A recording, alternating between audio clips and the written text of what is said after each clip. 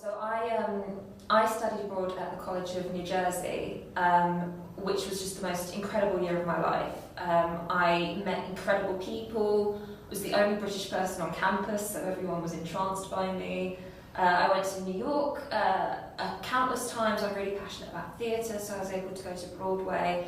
But my biggest takeaway was that they had the most phenomenal African American Studies department. And while I was studying at the University of Nottingham, I had a lot of interest in that.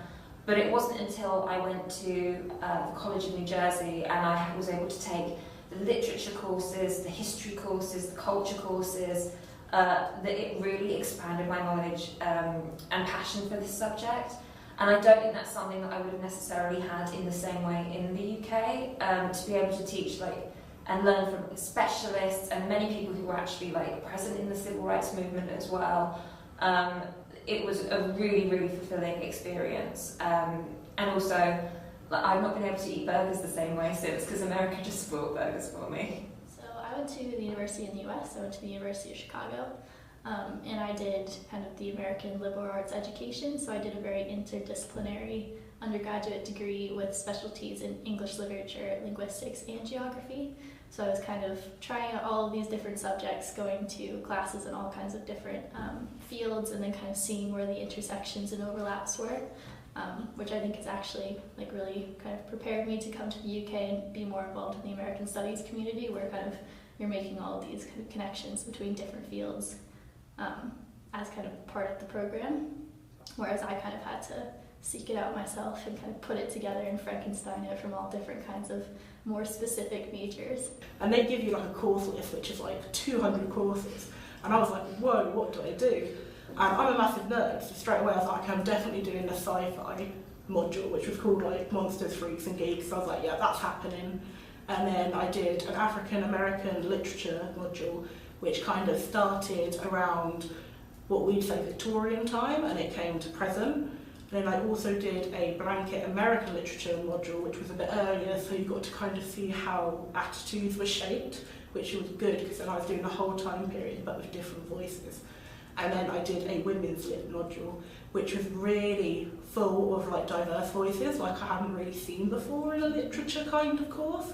So yeah, I got to do some more Toni Morrison. I did Octavia Butler, who's become a massive figure in all of my research, and also my love of literature in general. My year abroad was at Washington University in St. Louis, and there are a number of reasons why I treasure that experience. One, I'd never been to America before, so it was really good to experience a different system.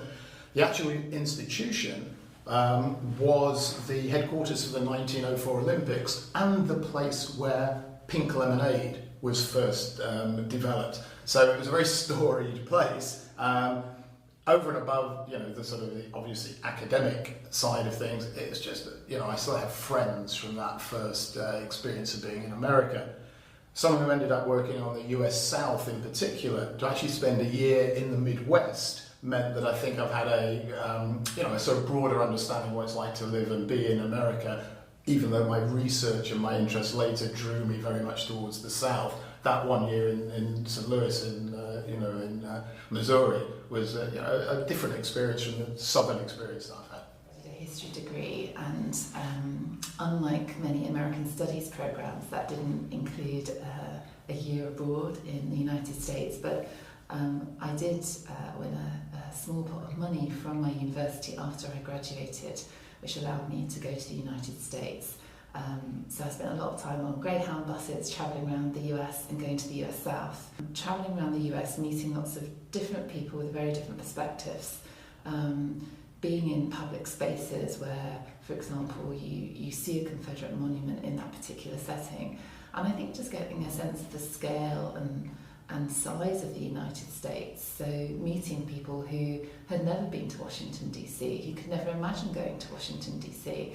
So I think actually just that very sort of visceral experience of the size, the scope, the difference, I think that makes studying the US a very different prospect, because we can all look at a map and think, well, there's quite a few states here, it's quite a big space, but I think until you've tried to cross and travel that space, and experience the differences that are both celebrated and the source of so much division in the United States. There's something very particular about being out physically in that space yourself. And I guess that's one of the things that's very exciting about American Studies programs, is that it's not just if you go to the United States, you'll get to have like a nice year in a different place that might be warm or hot or, in ways that are different to your experiences at a British university, but actually that you experience a way of life, a way of thinking about the past, a way of thinking about its relevance to the 21st century, which you just don't get if your experience of studying American history is purely based within a university or within a British context.